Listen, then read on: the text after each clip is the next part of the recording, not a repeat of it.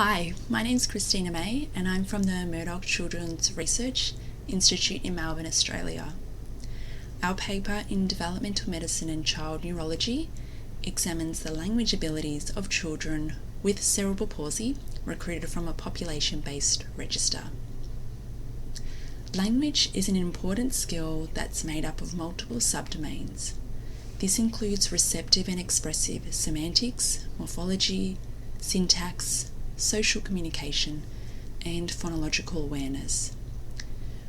We know that children with cerebral palsy can demonstrate impairments in language, but it's unclear how common language impairment is in this population and which subdomains of language are likely to be affected.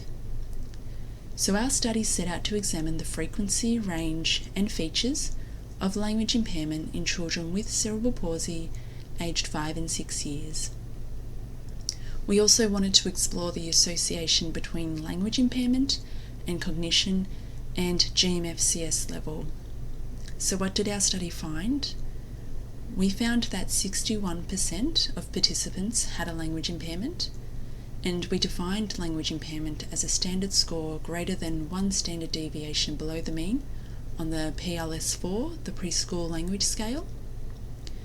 The majority of participants who had a language impairment demonstrated difficulties in both receptive and expressive language.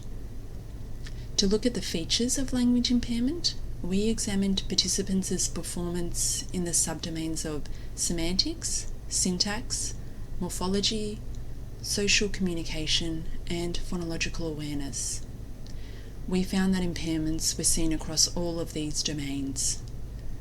When we looked at the association between language, cognition, and gross motor function, we found that only cognition and not GMFCS level was independently associated with language impairment. So our paper highlights that language impairment is common in children with cerebral palsy and it can affect any subdomain of language. Our findings also emphasize the importance of cognition for language functioning. Whilst our findings do suggest the importance of a clinical language assessment for identifying and managing language impairment, further research is needed to identify whether particular subgroups of children with cerebral palsy are at a greater risk for language impairment. Thanks for listening to this podcast.